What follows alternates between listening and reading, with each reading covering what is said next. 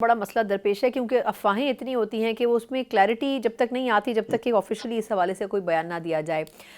ये कुछ दिनों से खबरें गर्दिश कर रही थी, अलीमा खान साहिबा ने भी जिक्र किया, मरवत साहब ने भी जिक्र किया कि खान साहब को ऑफर्स की गई, बड़ी टाइमलाइन के साथ उन्होंने बताया कि 26 नवंबर से पहले ये हुआ, 26 नवंबर के बाद ये हुआ। मोहसिन नकवी साहब का हवाला दे रहे थे मरवत साहब, और अलीमा खान साहिबा ने गंडापुर साहब का हवाला दिया।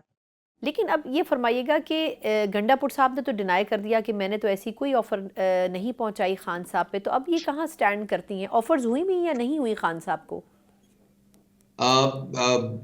सना देखिए, मैं इस बारे में भी बहुत दफा कह चुका हूं कि हम्म। ऑफर्स तसलसल के साथ खान साहब को आती रही हैं, उन दिनों से आती रही हैं जबकि इनको अरेस्ट किया गया था, वो अटक में कैद थे, वहां भी ऑफर आई थी और उसके बाद तसलसल से ऑफर आती रही हैं। ऑब्वियसली उनके साथ कुछ ना कुछ छोटी मोटी कंडीशन जो है वो भी अटैच होती है, लेकिन खान साहब ने भी उसी तसलसल के साथ उन्होंने किसी किस्म की डील करने से इनकार किया है। आज भी वो अपने उसी ओरिजिनल जो उनकी कंटेंशन थी उसी के ऊपर कायम है कि मैंने डील करके बाहर नहीं आना, बल्कि कोर्ट्स के जरिए जो है वो मैं इंसाफ सिक्योर करके और सुरखरू होके बाहर आऊंगा। तो हम्म। ये उनकी एक कंसिस्टेंट जो है एक पोजीशन रही है और आज भी वो हैं। हम्म। अब वो गंडापुर साहब की तरफ से आया या किसी और तरफ से आया, मैं उस बहस में नहीं पढ़ूंगा, लेकिन हम्म। मैं ये कंफर्म कर सकता हूं कि हाँ, खान साहब को रिहाई के लिए बहुत सारी ऑफर्स जो हैं वो पिछले 1.5 साल में तकरीबन जब से वो कैद हैं उनको आती रही हैं और रीसेंट पास्ट में भी उनको ये ऑफर्स आई हैं। सही।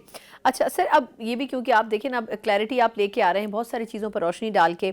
एक ये भी एक रूमर गर्दिश करती रही, बल्कि अभी पिछले 1-2 दिन से कर रही थी कि एक मुज़ाकरात ये हैं जो यहाँ चल रहे हैं और एक मुज़ाकरात वो हैं जो बुशरा बीबी साहिबा के हवाले से या उनके बैकडोर पर चल रहे हैं। मोहम्मद मालिक साहब ने इसके ऊपर कल पूरा तफसीली एक प्रोग्राम किया और उन्होंने कहा कि कम से कम 3 लोग उनसे राब्ते में थे जो मुज़ाकरात कर रहे थे।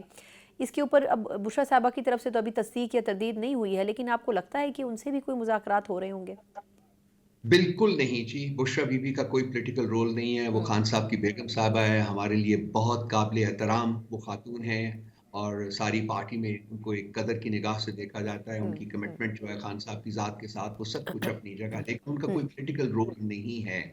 और लाज़मी बात है कि अगर कोई नेगोशिएटिंग प्रोसेस होगा, तो वो जो पार्टी जिनको खान साहब ने डेज़िग्नेट किया है, जो नेगोशिएटिंग टीम है, उसी के साथ एक बात मैं क्लियर करता जी, जी। जाऊँ यहाँ से ना, जी। बहुत इम्पोर्टेंट हुँ। चीज़ ये है कि एक्चुअली जो बातचीत है, मुज़ाकरात तो उन्हीं के साथ ही हो रहे हैं ना, एस्टेब्लिशमेंट के साथ हो रही है। जैसे कि मैंने अर्ज़ किया कि हुँ। जो प्राइम मिनिस्टर का ऑफ़िस है या स्पीकर का ऑफ़िस है, वो एक पैसेज के तौर के ऊपर काम कर रहे हैं। बाकी वही मुज़ाकरात हमेशा उन्हीं के साथ होते हैं हुँ। जिनके पास ताकत है और इस हुकूमत के पास देने को, लेने को कुछ नहीं है। हुँ। लेने को तो बहुत कुछ है, तो आप डिमांड करेंगे जी कि हमें हुकूमत करने दें, पूरे 5 साल कंप्लीट करने दें, जो हुँ। कि वो कर भी रहे हैं। हाँ। लेकिन वो इनको टाइम नहीं मिलेगा।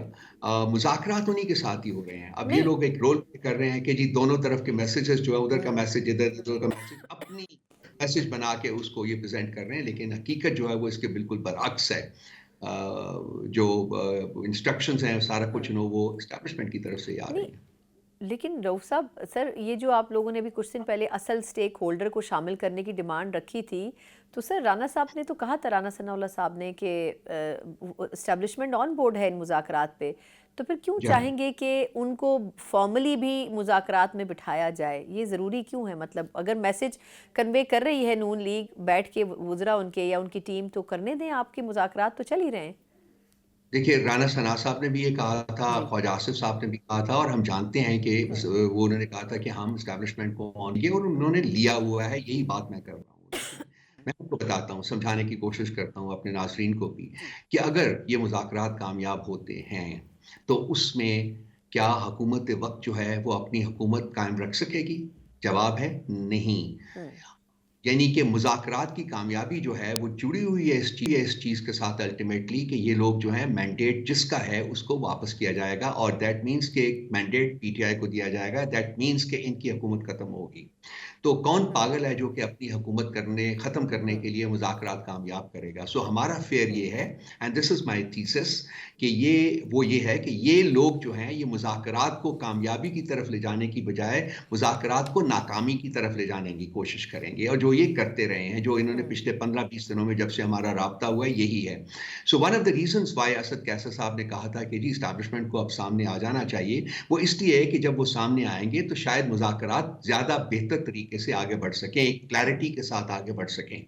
तो बाहर ये तो हम फ़ोर्स नहीं कर सकते, लेकिन मेरा जो है और ये हमारी पार्टी में सबका कंसेंसस यही है कि इस हुकूमत का जो इंटरेस्ट है वो मुज़ाकरात की कामयाबी के साथ नहीं है, बल्कि मुज़ाकरात की नाकामी के साथ जुड़ा हुआ है। सर बस ये दिलचस्प एक एलिमेंट है जो आपने जिसके ऊपर रोशनी डाली है।